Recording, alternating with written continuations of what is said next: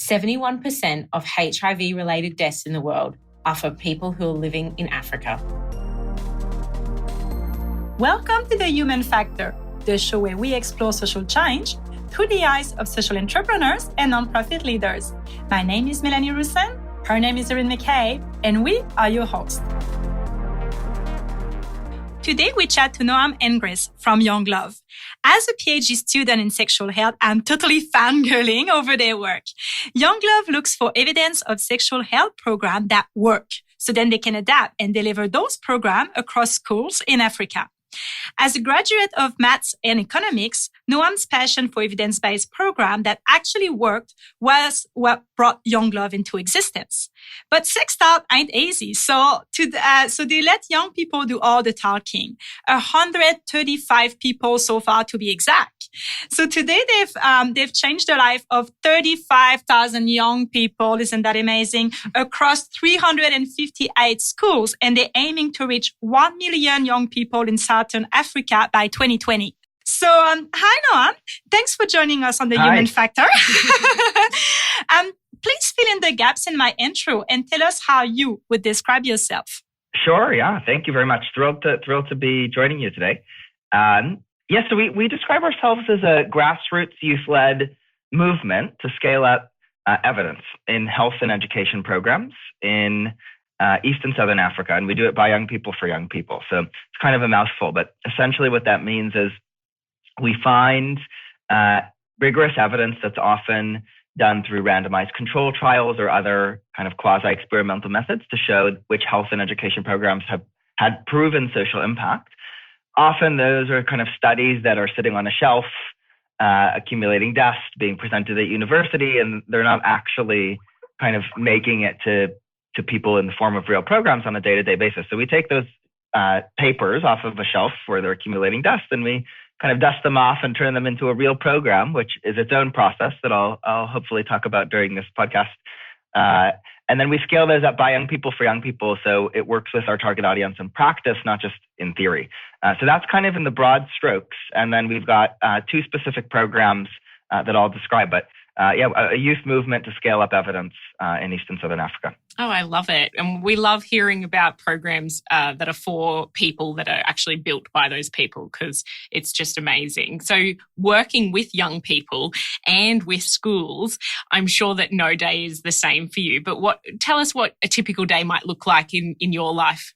Sure, yeah. Well, I'm sure this answer happens. I don't think there's such a thing, which I guess the typical is the atypical, but I think it depends on both kind of what you do and the stage of growth you're in. So what we do is, as you say, it's a mix of kind of school-based programming. We work closely with the government, so you've got all these pieces, but also our stage of growth, we're sort of in this small to entering middle stage of growth. So we've got 20 full-time staff. We've worked with, I believe now 50,000 young people, if you also include surveys, not just kind of program delivery. And we're sort of entering this sort of next stage of growth. We've just signed a 5-year deal with UNICEF. So we're sort of moving from that kind of super startup-y to more of a kind of mid-sized startup NGO, I would say. And so typical day is kind of this funny mix of, sometimes I'm literally in a school kind of working with our curriculum and training team to kind of perfect the product, as we say. An hour later, I'll sort of drive to the Ministry of Education with our development manager to meet with the ministry to see if we can sign the MOU. The next hour, we'll be on a Skype call with the donor, from San Francisco. The next hour, we'll be in an exhilarating team meeting. And so it's really this kind of mix of kind of, I would say, relationship management, in country, out of country, government kind of protocol and buy-in and kind of program. So it's kind of everything. I guess that's kind of what a startup is. Wow. What a busy day you have. What is the one thing that most people don't know or understand about sexual health, and obviously especially in Africa? So the first program that we implemented, it was called No Sugar. And it was a 1-hour class that essentially reveals the HIV risk of sugar daddies. So these are older guys who are sort of giving gifts or, favors to young girls, often in exchange for unprotected sex. And so there was a randomized control trial showing that if you revealed that these guys were risky, that actually was not known. So young girls kind of clearly saw the benefits, but thought there were no costs to these guys. I actually think they're safer. So 90% of young people think 40-year-old men are less likely to have HIV, least likely. But actually half of 40-year-old men have HIV, and it's 10 times higher. So it's exponentially up. So this was sort of the core intervention, was going to school with a young peer educator and revealing that these guys were riskier. And then that kind of offset the cost benefit, kind of made these costs salient and immediate. And, young girls sort of left these guys, and then pregnancy went down by about 28%. So this is based off of a randomized trial in Kenya. So here we were, inspired by this, and I'll tell the story in a little more kind of color and depth, but wondering if it would translate to the Botswana context. And, the language around the intervention was that it was a simple intervention because it was a 1-hour class. So it was actually relatively simple to implement, right? To actually deliver in a school. It was cheap, it was cost effective, and it was a relatively straightforward thing to implement. But what's not simple is the sort of behavior change process, right? So everything I've described there, you've got to transfer this information. People have to hear it, take it seriously. They've got to internalize it as risk that matters to them. They then have to actually leave dating or choose not to date a partner. And there's a bunch of things packed into that. Then once they do that, let's say they're dating younger partners, they actually have to use condoms. And then eventually, HIV and pregnancy will go down. So the theory of change is very long and complicated. So the intervention is an hour, but to actually get the impact, it's a complicated behavior change process. So I think this is generally true about sexual health. But when you're working across context and you're trying to think about what translates across context, that becomes first order. So I think the thing that's really, really important is to separate out the chain to impact from the mechanics to delivery. And I think that both of them are really, really important, but it's important to not just focus on one instead of the other, right? Because if you just focus on chain to impact, but it's hard to implement, it's not going to be cost effective or scalable. If it's just focused on the mechanics to implement, you'll miss the necessity to adapt and change things as you sort of take evidence from one place and translate across context. So I'll give more specifics, but that, I think, understanding the chain to impact and separating out delivery of the program versus that, I think, is first order. I feel I should play this recording to my student in health promotion. It's it's such a great way to explain, kind of impact evaluation, outcome evaluation, and all these things. But I guess one thing that I'm hearing from what you're saying is also all the kind of the misconception that we have about sex and sexual health. And, it's interesting because I was coming to similar things when I was doing some research. For example, if a woman has cancer, then the partner might think that he can catch it, which was through sex, which was interesting. And, so that's what kind of looking at evidence reveal some of these misconception. And then you can build education campaign around that, but you would never not necessarily have thought that way in your own kind of context or with your own perception. So that's really interesting. Yeah, absolutely. And another example is, so as I mentioned, the sort of core intervention in Kenya when it was initially done was revealing that older guys had HIV. So, 10 years ago in Kenya, that was a cost, a really big cost. It was life-threatening, or 15 years ago. And today in Botswana, thank goodness, it's not life-threatening, actually. You have free access to antiretroviral medication. Botswana has one of the best antiretroviral medication programs in the world.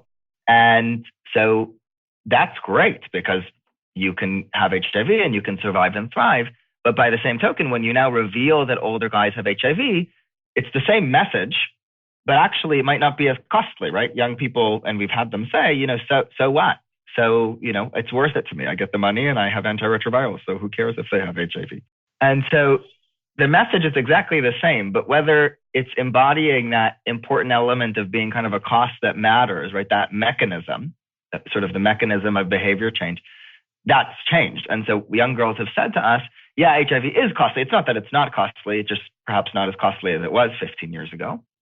But what I'm really worried about is falling pregnant because it's illegal to get an abortion and it's visible and it's stigmatized. And so here you have another thing, and you are more likely to get pregnant with an older partner because you're less likely to be able to negotiate for condom usage. So there's a study in Botswana showing that for each year a partner is older, the risk of unprotected sex increases by 28%.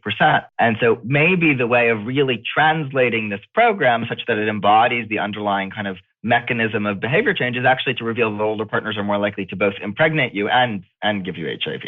And so that's kind of a clear example of how it's not about the exact message. It's actually about kind of making that mechanism happen, which is revealing costs that matter to young people that they care about that they might not know. Yeah. And that's why I think it's so important that you got young people actually doing the delivery. But just to interrupt the health nerd chat that's going on, I'll just jump into my seat as the fundraiser. And I'm really interested. Tell us about how Young Love actually funds their work. Yeah, absolutely. And this journey is, I think, embodies the sort of shift from being, a bunch of young kind of enthusiastic, motivated founders who are willing to do whatever it takes for nothing to now kind of being more of a small to mid-sized startup NGO. So our first funder, so first of all, we started, and the way this happened is, and I know that sort of, I need to kind of share the founding story, but I guess I have to do it now because you can't, kind of is related, right? So I'm sitting in an office in the University of Botswana, and I coming as a researcher. So I came to do research following a project. My background is in kind of evaluating which programs work. And I was working at the World Bank doing these evaluations, and I was following up a research project. So here I was at the University of Botswana working with two professors, and I was running more regressions and doing more research. And I met a good friend of mine came into the office, Moitapi Macheng, who was a lawyer at the university. And we were just chatting, it was sort of, I don't know, it was a Friday evening. We were chatting, kind of the day was getting out. And you would see this thing at the university where, it's sort of this square shape and everyone's actually fully funded to go. So another great kind of government of Botswana initiative. But at the end of the month, everyone's stipends run out. And so there's a cyclical nature to kind of being cash strapped. And so at the end of the month, all the girls would kind of get their high heels on and fan out to the perimeter of the university where there'd be guys in fancy cars, kind of older sugar daddies. And so it's sort of this very visible monthly kind of ritual. So, Tepe is talking to me about this. And I say, have you ever heard about this study revealing the risks of sugar daddies, which I knew in my small little development economics world, was sort of a well-known study that had worked in Kenya. And of course, she was like, never heard of it. And then we're Googling it, and no one's ever scaled this thing. But as we're Googling and sort of amongst these conversations, we get forwarded by another friend a link to an organization called D-Prize. And D-Prize was our first funder, and their mission was to kind of not reinvent the wheel, that we've already come up with some solutions. We just need to disseminate them. And so they were giving $20,000 grants for small-scale entrepreneurs to scale up a few things that had already been proven to work. One of them was this sugar daddy program because it had such good evidence. And so here we are chatting about this, and then here we are stumbling across D-Prize. So we applied for that. It was quite an intense process, and we got that. And that was our first injection of funding. At that time, that wasn't enough to kind of fully fund our programs. And so we sort of still had kind of a hodgepodge. So we had a mix. So a bunch of our staff were volunteering, and we were sort of piecing it together. We then, as we sort of started to build up the program, we decided that, yes, the evidence from Kenya was solid, but actually it was a totally different context. It was 10 to 15 years later. We needed another randomized trial to make sure that this program still worked in our context. And so that decision happened, and then we sought out partners to run that trial. Funny enough, not only did we run that trial, but that was actually our second big infusion of funding. And that was from the Jameel Poverty Action Lab, which runs a bunch of these randomized trials. Evidence Action, and the Baylor HIV Clinic in Botswana through the McCabe Foundation. So our second and our real first infusion of cash actually came from almost the research world to see if this still works. And I think that's an important story for entrepreneurs because, what it essentially signals is you do have to tap your kind of pre-existing resources and networks often in the early days to be able to make it out of kind of the valley of death from your first infusion of funding to your next infusion. And then from there, and then I'll come to where we are today, we got connected through one of our mentors at D-Prize to a group of funders in Silicon Valley called Big Bang Philanthropy. And Big Bang Philanthropy is a group of funders who are, I think, extraordinary funders. I mean, really kind of one of a kind. And they fund like a stock. So They don't give you line by line, kind of, you need to spend on pencils and erasers and this and that. If they like the founders and the organization and they believe you're having impact and you have evidence of that impact, they'll just give you unrestricted funding, small amounts, 50 to 100K, for example. And then they're sort of your partners. And they'll keep coming back for a few years with that. And that's that kind of support that you need in those early days in this kind of transition moment. So we got really lucky that we got connected there and we got some of the supporters on side. And where we are today is we're sort of now transitioning to, and we also got a really valuable grant from the MTV Staying Alive Foundation, which funds a lot of youth-led sort of HIV prevention efforts.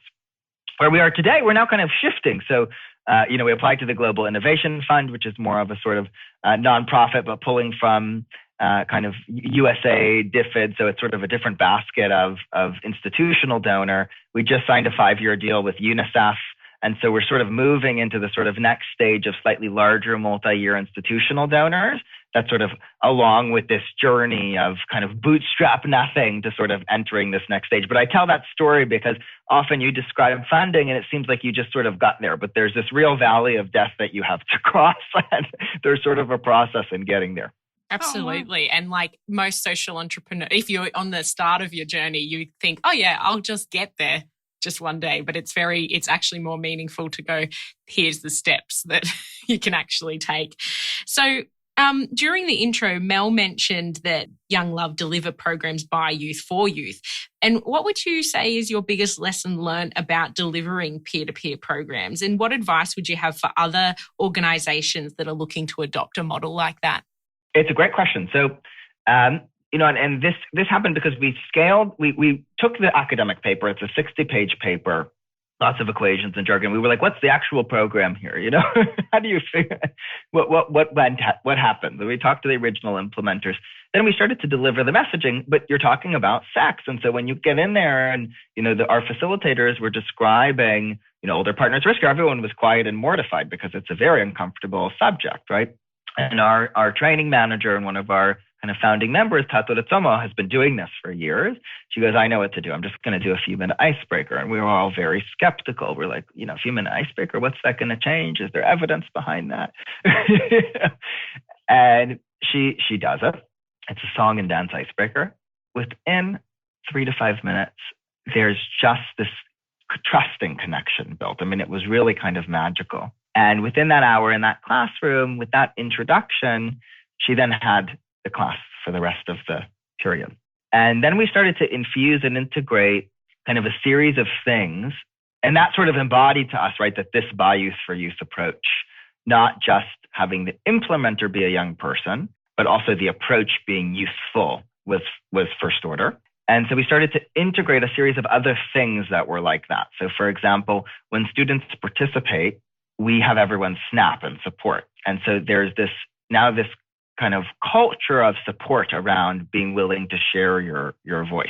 And so we have a series of kind of youthful things. So I think what we've learned is both the importance of the by youth for youth approach, but also the importance of not just letting it be the person, but also having it be the actual kind of overlapping approach to delivery. Nice.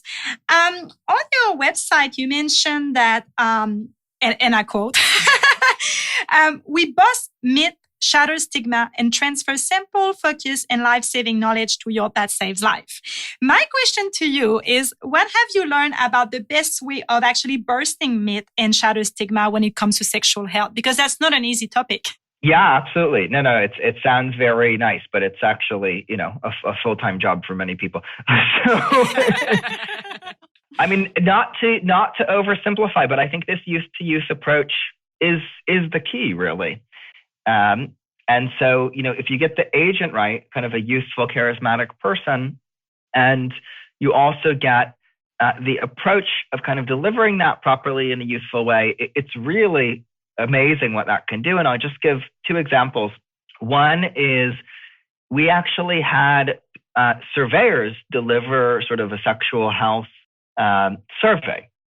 And it was the exact same survey. It was a simple 1-page survey, and it wasn't complicated. And we didn't think that, who was handing out the piece of paper would matter, right? And giving the 1-minute instructions for how kids fill it out. And so we had some folks who were kind of just surveyors and they were hired to be surveyors. And then we had facilitators also handing it out. But again, they weren't saying anything. They hadn't yet delivered the program. The responses on those surveys was really different. So where there were facilitators who we selected to be friendly, charismatic, and just in a minute of conversation could exude that kind of youthful comfort, people were more likely to self-report having had sex. People were more likely to having self-report that they were dating an older sugar daddy. So, whether or not that's objectively true, there seemed to be a comfort expressing yes to sensitive questions. And it was just a minute of intros and the person. And so I think that really shares and kind of showcases the power of getting that youth approach right. And that's just filling out a survey, let alone having an actual intervention. Another example I'll give around this. So we started with the Sugar Daddy program, but we've expanded our program portfolio to other programs. And we've just added one, and I can describe this more, but it's actually a remedial education program. And it's essentially, you figure out who doesn't know 2 + 2, you pull them out of class, you teach them 2 + 2, and then they can kind of come back into class. So it sounds like kind of a simple program, and it is. And it's one of the most cost-effective interventions out there. It's got, over 6 randomized control trials from all over the world. And it's sort of, now there's a movement around it called teaching at the right level. Idea being don't teach kids at their grade, but teach them actually at their level. And what we saw also is in Botswana, one of the best ways of preventing HIV is keeping kids in school. So there's a link there, but it really does embody kind of first and foremost our commitment to evidence and to youth. The reason I bring up this example is we were asking ourselves, is this really that much better by young people for young people instead of by teachers? And what we saw was to teach at the right level, you have to know the level of the kid. But the level of the kid is a highly stigmatized thing because kids don't want to reveal to you that they're illiterate, right? It's scary, it's mortifying, it's highly stigmatized. And so what the young people were really good at is they would sit with the kid to kind of figure out their level, and the kid would actually reveal what they did or don't know. And you can't do the intervention successfully without that. And so we've seen this translate beyond actually just kind of HIV to other stigmatized information. And so there's something about getting this agent right and getting the approach right that really is essential. You have to talk to the people in the community that you're trying to help, huh? Yeah, absolutely. You've mentioned earlier that you had a bit of a background in evaluating programs. So obviously you are in a very privileged position to be doing the work that you do. And obviously, I'm teaching at university, so I understand evidence very well as well. But for social entrepreneurs who actually who are listening to you right now and want to integrate more evidence into their work. And I think especially when it comes to health, because we don't want to cause harm. So we want to make an impact, but we also don't want to cause harm. So I think that's why that evidence is so important. What tips do you have for social entrepreneurs on where to find studies, where to find evidence, how to go about it? Yeah, absolutely. So I think there's great research. It depends what kind of evidence you're looking for. So if you're looking for sort of randomized control trial evidence, I think there's a lot of good material out there. There's the Jameel Poverty Action Lab, and they have a repository of studies. There's sort of What Works clearinghouses. There's 3IE Impact. I also think that universities and country have a lot of good papers, right? So we work really closely with the University of Botswana with professors to identify research and interventions that they've uncovered. And sometimes that won't be an RCT, sometimes it'll be quasi-experimental or qualitative, but it's a really good lead, and then you can link that with potential RCTs from elsewhere. So I think a combination of looking at these kind of global databases mixed with actually being in touch with the researchers in the university and country to help identify those problems, those programs, that's, maybe that's sort of too generic, but I think that actually is the right approach. Yes, we might compile a bit of a list on our social media and do a bit of a blog about it, because I think that's the thing that might stop some people to actually use evidence is they just don't know where to start or where to look for evidence. Yeah, absolutely. I mean, one thing I would just highlight here is I think it's really important to look for evidence, of course. I think it has to start, though, from identifying the problem. So I think you don't want a scenario where, and I think this is tempting, actually, myself coming out of the evidence-based movement, to have a solution, so have a paper that shows something that works and see where it fits type thing, as opposed to say, what's the problem I'm trying to solve and is there evidence around it that I can bring to bear? And so I would say the latter approach is sort of, the key. And that would be one of my suggestions to entrepreneurs who are sort of going down this route, to start from the problem and then find the evidence rather than looking for evidence and then fitting it to a particular context or problem. Definitely. And often the problem will come from the people in the community themselves telling you what the problem is. And I think that's the key here as well, because we can come to a community wanting to solve a problem and they feel that it's not a problem. They have other problems.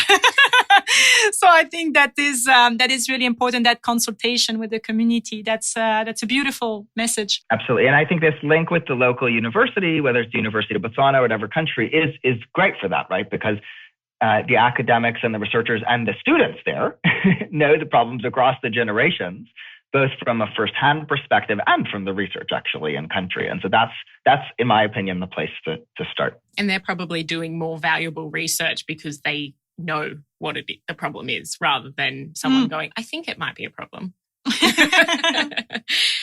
So we are coming to the end of the interview, and our final questions, we like to just ask more broad questions, because we find our guests have such interesting backgrounds and we always get such varying answers. So just give us the first thing that comes to mind for you. And the first question we wanted to ask is, what are you most excited about today? Sure. So two things. It sounds like I need to pick one. I'm going to pick two, though. If that's okay. Break the rules.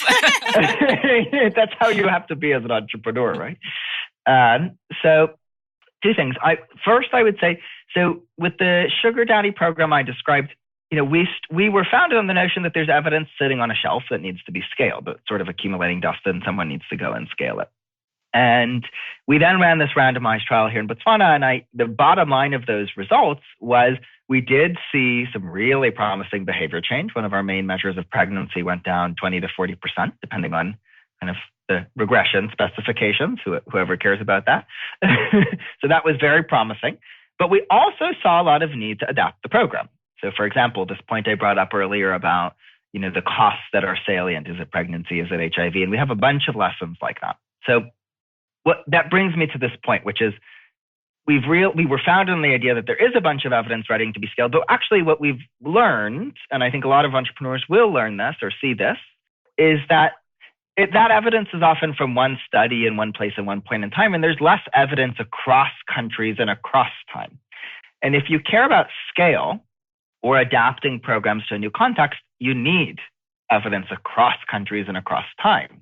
And so there's almost this last mile of evidence where you need to bridge that sort of not just from one place and one point in time, but kind of scalable, kind of cross-country evidence. So one of the things I'm very excited about is we're now sort of in a place where we feel like we're helping to bridge that last mile of evidence. So being a vehicle to understand and study that adaptation and evidence generation across context process, bridging that last mile of evidence. And it's needed, and it's a must, right? And then the second thing I would say is we've also expanded our program portfolio. So now we've got this Teaching at the Right Level program, and we've also got the Sugar Daddy program. So the thing that I'm excited about is we're really building out kind of an underlying infrastructure, like a youth-to-youth model to scale programs in Botswana and hopefully eventually beyond Botswana to actually deliver this stuff at scale. And so what I'm excited about is kind of, we've been realizing that underlying infrastructure has a lot of potential, and eventually we can envision a state of the world where we've got a few programs in there and a bunch of stuff that we're both testing and delivering at scale. So really excited to essentially, this sounds cheesy, but do the most possible good with that infrastructure, because once that's built, there's really an extraordinary opportunity to serve the young people that we're serving. Wow, fantastic work.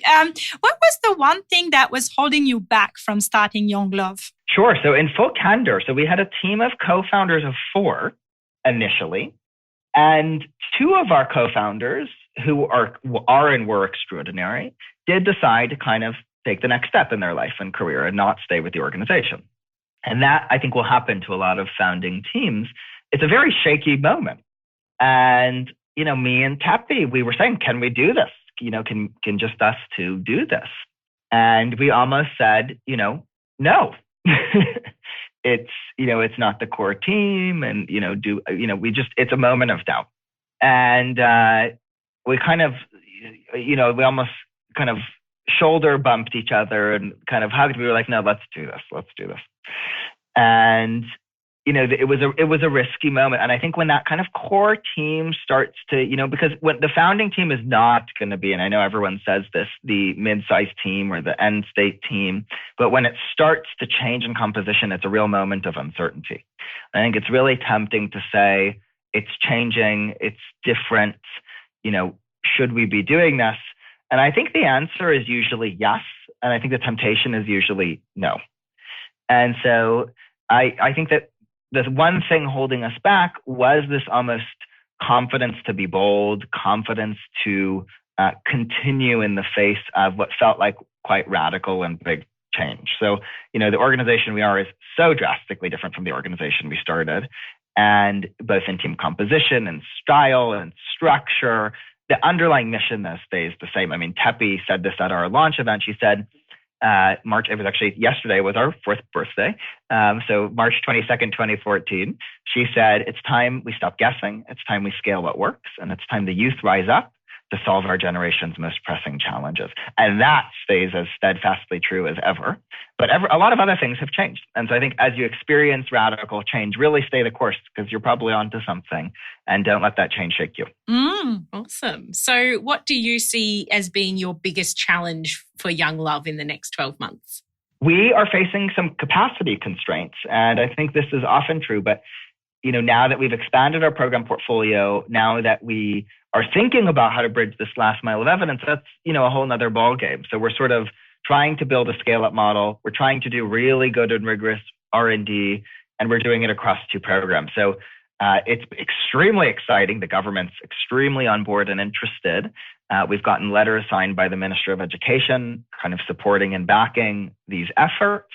But there's almost too much enthusiasm. We're sort of, we're doing a lot. And so I think the challenge for us is to stay focused, stay really focused, and to be clear that there's so much stuff that we could do that would be good, but we have to really build that core and focus on those key things and add later. There's a temptation, I think, to do as much as possible.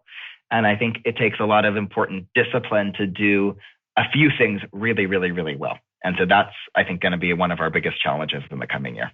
Very much so.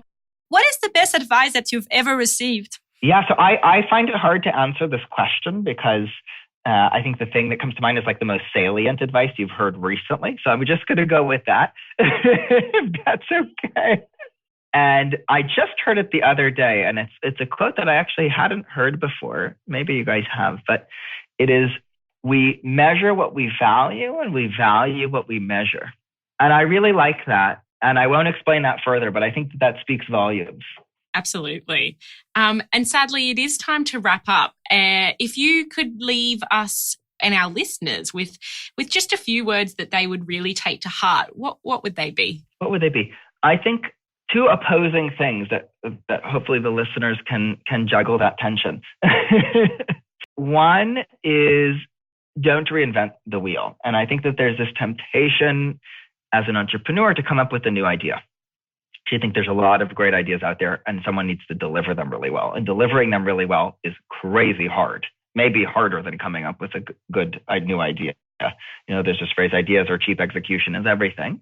And there's a lot of innovation needing to be done on the execution side. And so I think there's a sexiness and a temptation with wanting to come up with your own thing and a new thing. But actually, I think it's just as valuable, if not more valuable, to find something that someone else has thought of or is working elsewhere and just do it really well. And so I would say, I encourage entrepreneurs to think in that mindset, and it might not feel as sexy, but it's probably more valuable. At the same time, I would really trust your gut. I think entrepreneurs are entrepreneurs for a reason. And, to kind of start something from scratch, whether it's a machine to execute instead of a machine to ideate, it takes some kind of boldness and ingenuity. And so I would trust your gut. I wouldn't worry about getting things perfect. I would just start. And so, I think there's this desire to get it the perfect idea or the perfect model, and to wait until that happens. And I wouldn't do that. I would just get started and then you'll figure it out as you go. So kind of don't let perfect be the enemy of the good. Just start rolling with something good, even if you think it could be better. And eventually it will be better, but start even when it's good. I love it. And before we say goodbye, I just want to do a bit of a shout out. What is the best way to reach out to you and for those who wants to get involved with Young Love? Sure, yeah. So we've got a website, www.youngove.org. So it's not an L, it's a 1. And then you can reach us through that. That's super easy. And then, I would go through the website. And then we've also got a Twitter handle. I actually don't remember what it is, but if you put Young 1 OVE into Twitter, you'll find it. We'll retweet it. Perfect. So you can find us on social media, online, and we're super responsive. I think our Facebook statistics say we respond 98%, something. I don't know if it's speed or accuracy or what have you, but we're responsive. Awesome. Well, thank you so much, Noam. We really enjoyed having you on The Human Factor. Yeah, pleasure. Thank you.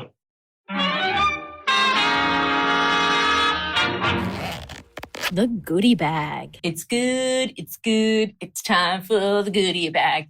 Love it. Mel, what are you putting in the goodie bag? Hey, today I actually met an amazing woman. I went to a book author workshop. It is on my bucket list to write a best-selling book at some point in my life. And I guess the whole point of the PhD is actually to go on that journey.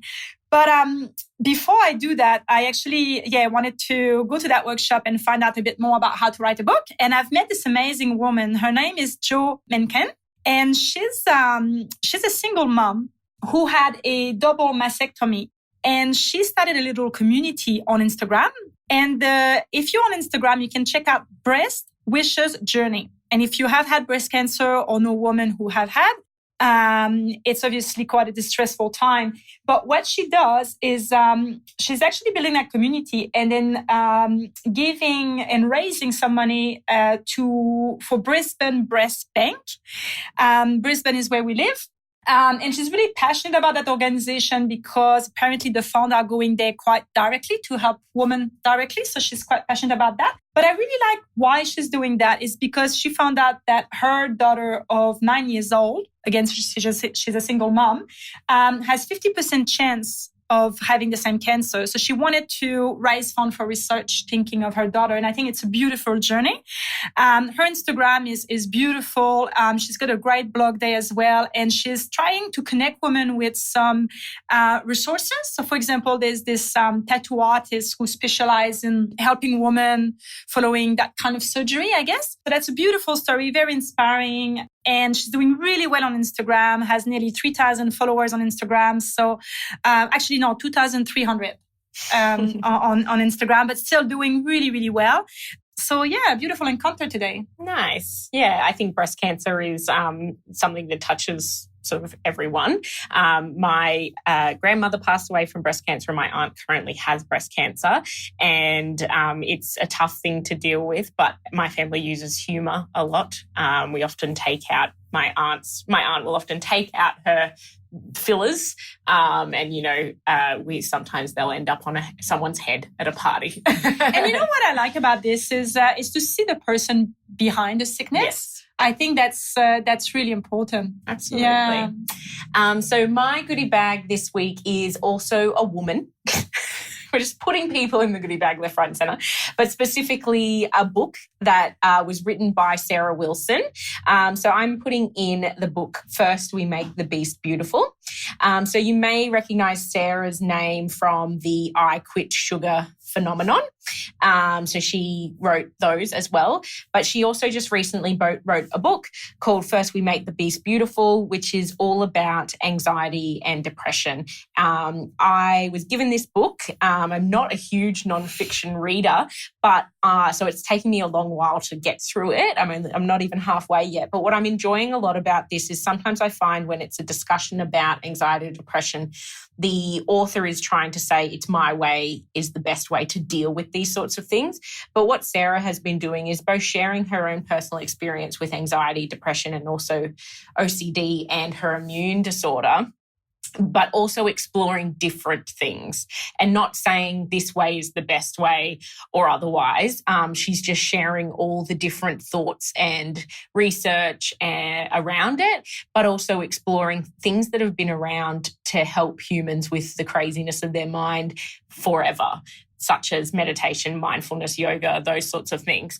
I'd really recommend it as a very interesting read because it is something that affects everyone. Definitely, especially with we live in a society that is so fast and so demanding. I think that's a really good read. And I really like the approach that you talk about, that just talking about different ways of approaching that. I think that health means different things to different people, and we have different ways of dealing with health. Exactly. So beautiful read. I'll add that to my list.